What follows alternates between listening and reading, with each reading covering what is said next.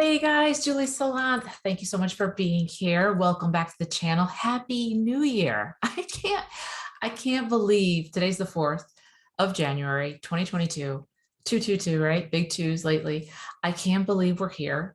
I am thrilled that we made it, but I also can't believe it because it feels like, holy cow, it's kind of like time goes by so fast. All of a sudden it's like August, and then all of a sudden it's October, and all of a sudden it's December, and then we're into January. And I'm like, holy cow, where did 2021 go? I hope you guys had an awesome Christmas, holiday, New Year. And I hope that you are ready to go for 2022 because I have a lot planned for you guys. Thank you for being here. My name is Julie Salant. I am a spiritual teacher. I'm an animal communicator. I'm a light worker. I basically help people find their gifts, help them get into alignment, figure out what they're here on earth to do, and then expand. And many of you have a very big mission. In the past year and a half, I've been working on numerology for everybody and giving you guys a lot of information on your individual numbers. I'm turning that focus a little bit different starting in 2022 because it just takes so much work for me to do all the individual numbers, right? So I want to go a lot deeper. The last year was spent on foundation, finding out what your gifts are, your totem animals, your guides, your ancestors, archangels, and really setting up a foundation. But that's kind of, for me, I've gone way beyond that, right? So what I really want to teach on now is shift our focus to something much deeper. And today, well, let me just say, first of all, thank you for being here. I appreciate each and every one of you. Don't forget to like, share, and subscribe. We're growing the channels by leaps and bounds this year. And don't forget to leave a comment because I always respond and I love talking with you guys.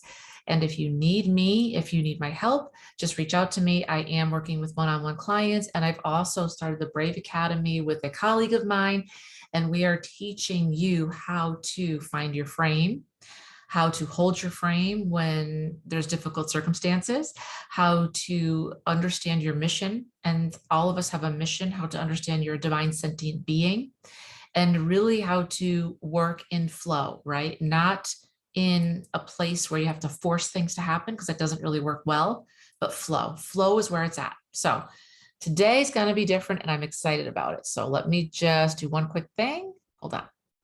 Okay. Sorry about that. So today I had something that came up in a session with one of my clients that I wanted to go over with you, and it's diamonds. It's about diamonds.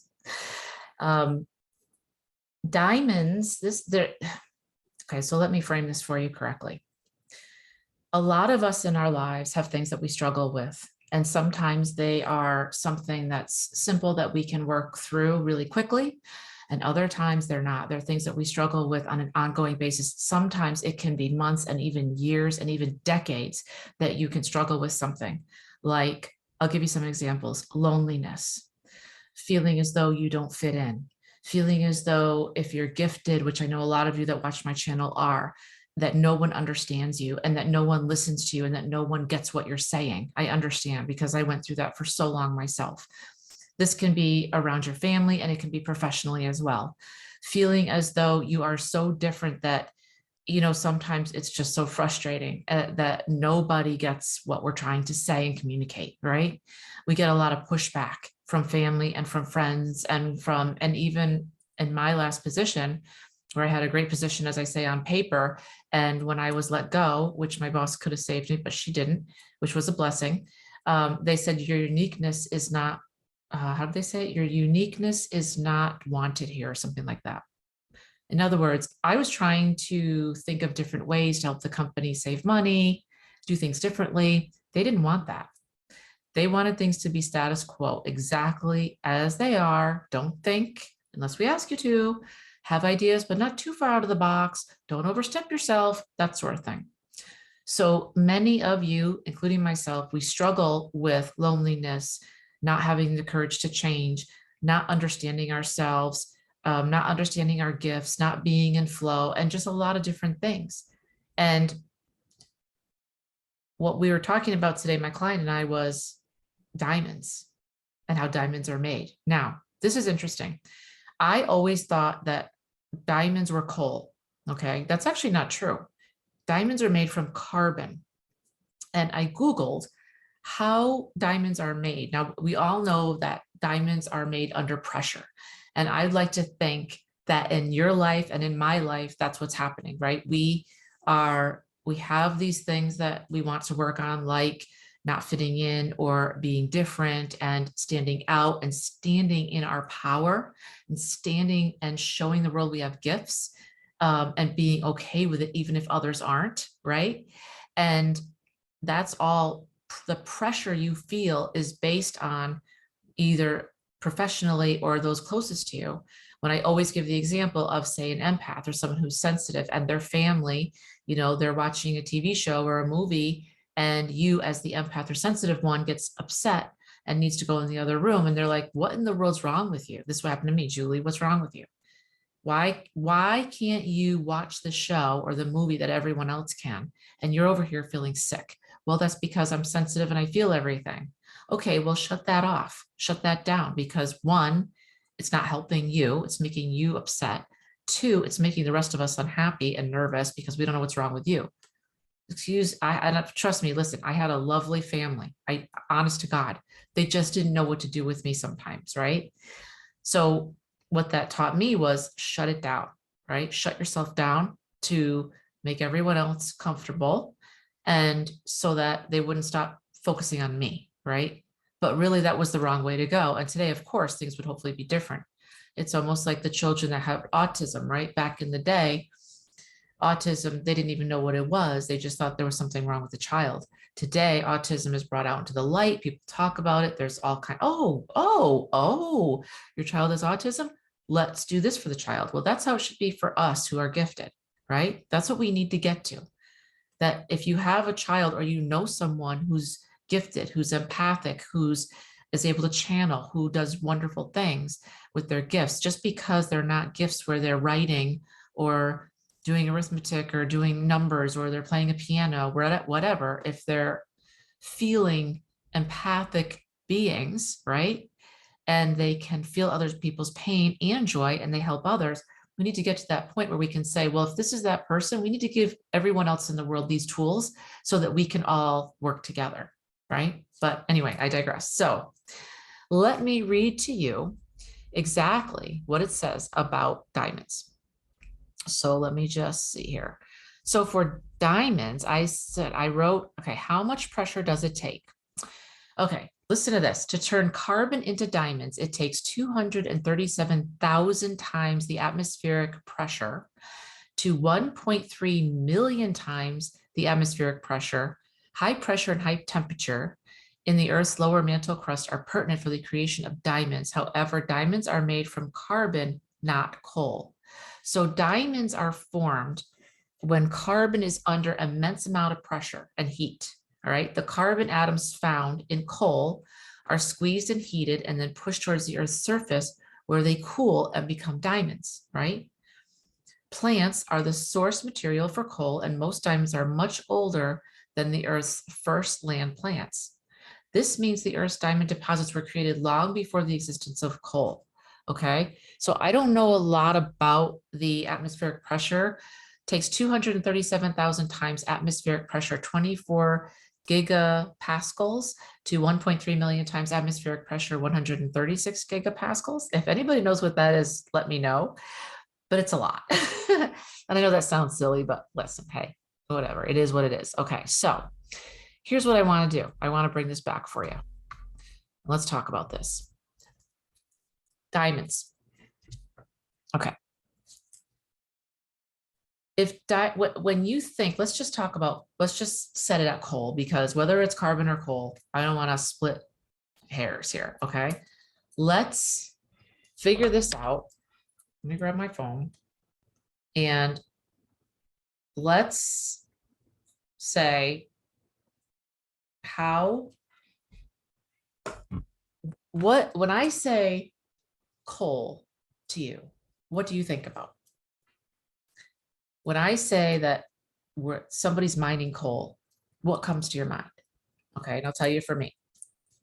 And this is probably you too, because a few people said the same thing. First of all, I think of the coal miners. I think of it as dirty. The first word that comes up is dirty to me, right? It gets everywhere. The second thing is I think of those poor coal miners going down underneath the ground. They don't see the light of day. They have a lot of that stuff in their lungs and it kills them. It hurts them terribly. It's a dirty thing that they bring back. And it's it's it's not very nice. It's a very hard job. They're in the darkness, they're underneath the earth, and it's wet and cold and yucky. It's not a job that I would want, or I'd want anybody that I know to have. And there's no disrespect because people do it and they've done it for a long time.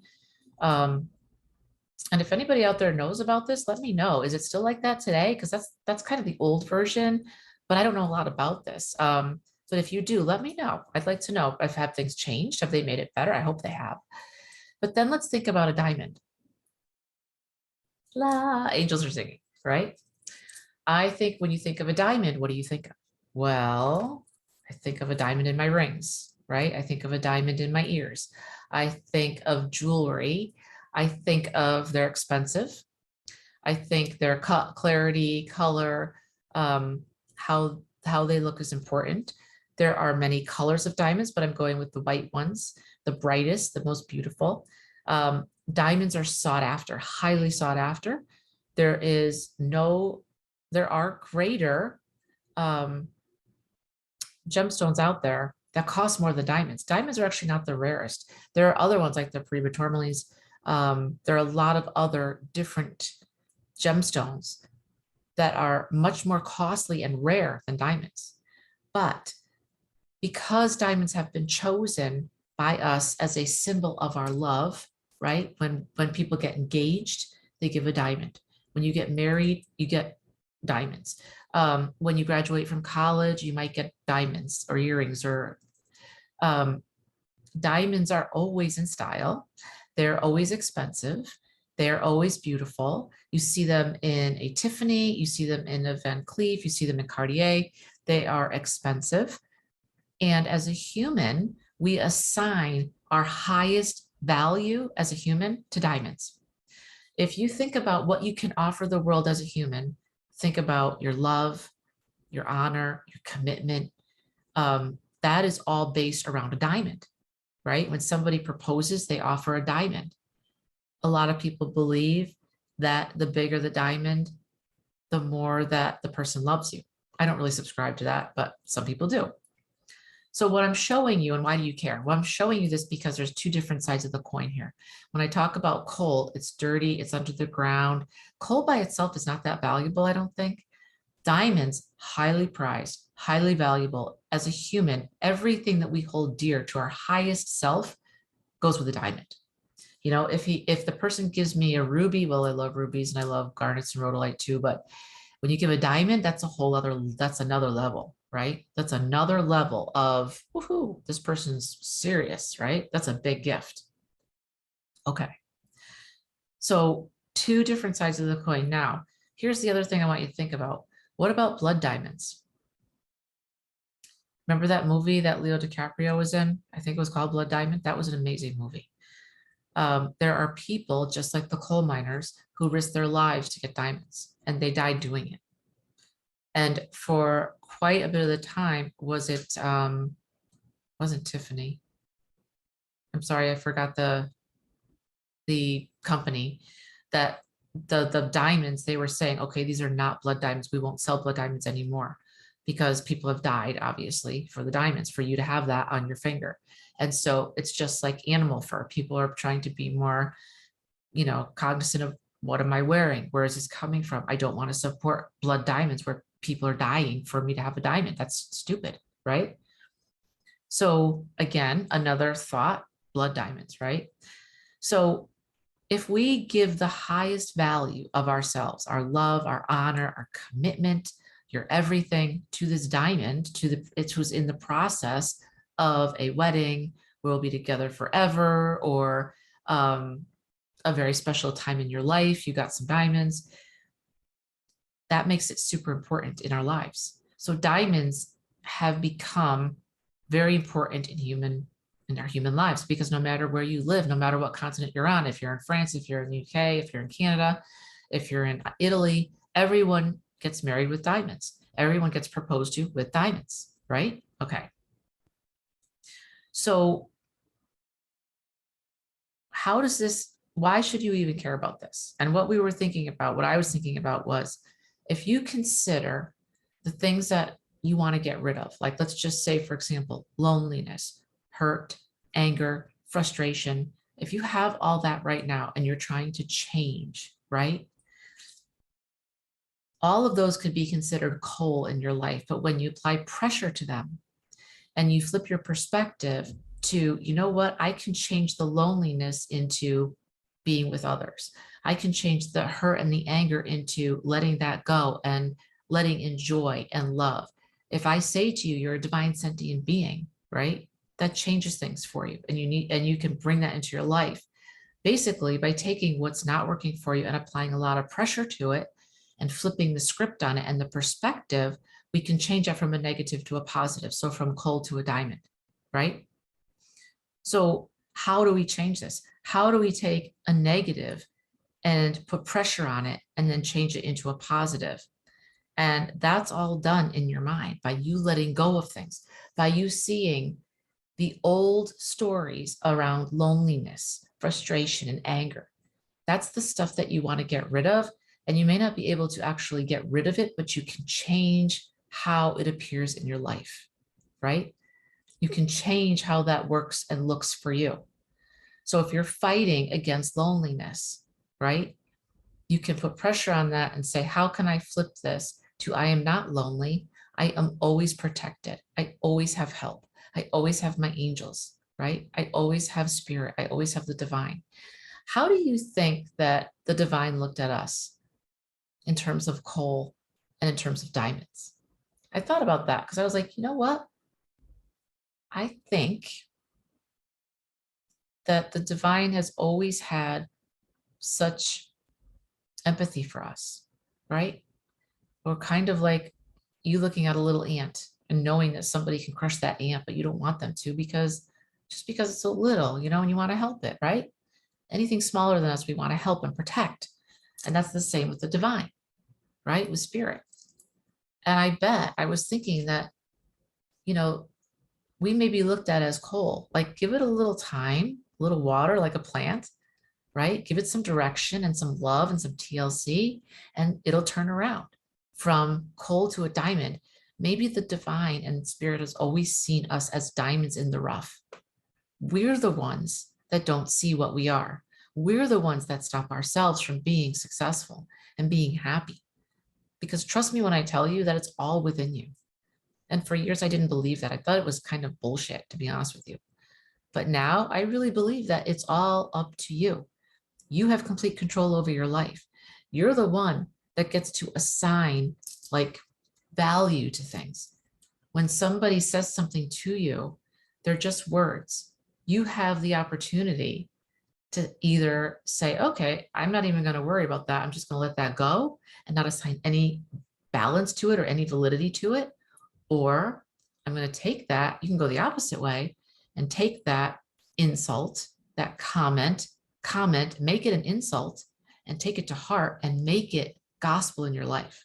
So I could say to you, you know, you're like not looking so great lately. I think you need to work on yourself. Like your appearance is kind of lacking. So I think you need to pay attention. Your hair's kind of dark. You know, you're looking, I don't know. You're just not looking, you could look better. Somebody said that to me recently online. And I thought about it. Now the old me would be like, I'd probably swear at them and be like, really? Why are you judging me? Why did you even say that? It's kind of mean. Didn't your mother ever tell you if you don't have anything to say, don't say anything at all? If you don't have a compliment to say, right? And then I thought about it and I was like, you know what? I'm not gonna, the old me would have taken that to heart and been like, oh my gosh, I gotta change myself because one person doesn't like the way I look, right? And then I thought, you know what? Who cares? That's one person's opinion, right? If I'm happy with the way I look, and I'm happy with the way things are going, who cares? kind of, aren't they out of line for even saying that anyways? Why would you say that? To make yourself feel better or to take a jab at me? I don't know. But these are the things that you experience as well. It's not just me. And I'm using that as a way to illustrate that I could have taken that two ways. I could have taken it to heart and been like, that's a truth. I need to change myself immediately. Something's wrong with me, right? Or whatever. That's somebody's opinion. I'm going to go with what I've got until I decide to make a change, if I decide to make a change at all. But if you go the other way and you take it to heart and you make that gospel in your life, now that's pressure on you, right? Because pressure can come from within yourself, or it can come outside of yourself. What I'm trying to do is get you to see that you are the boss of your life. You get to assign value, and you get to decide what makes something from coal to a diamond in your life. So for years, I used to say, and I still hear my clients say, no one understands me. No one would understand what I'm saying, right? And not because I'm so smart, I'm too far advanced, or my big ego. They just won't get it because it's complicated, right? Well, guess what? I found plenty of people understand what I'm saying. And if you don't, that's okay. You might not be my person. And if you do and need help, I'll help you, right? So what are the things in your life that are now coal that we can turn into diamonds? Loneliness, being out of place, not having enough courage to do what you truly want to do, being afraid to stand up for yourself and show the world, this is me, this is who I am, right? Labels, boxes. It's kind of like the animal communicator thing. So many people still don't believe I can do it, still make fun of me. But again, a year and a half ago, I would have been so hurt by that. So hurt. It would just cut me. Like, it's a gift. How can you not believe me? Why would I say something that's not true? I wouldn't. Now, I don't even care. It's like, you know what? It's not my job to convince you. That's your hang up. You're the person that will never hire me, right? And that's okay, right? I'm here for the ones that need me, that get me. So I would encourage you to understand that there are things that'll come up in your life this year. The reason they're coming up is for you to change them with pressure and with thought and make them the opposite of what they are. Change them from a negative to a positive, from coal or carbon to a diamond in your life, to make it work for you, to be, instead of in force, to be in flow, right? Where things just come to you. And they're the right things, the right people, the right circumstances, right? Because you're in alignment. To reach out for your gifts, to change from loneliness to, you know what, I am protected. I am. I want to show you guys something. Hold on one second.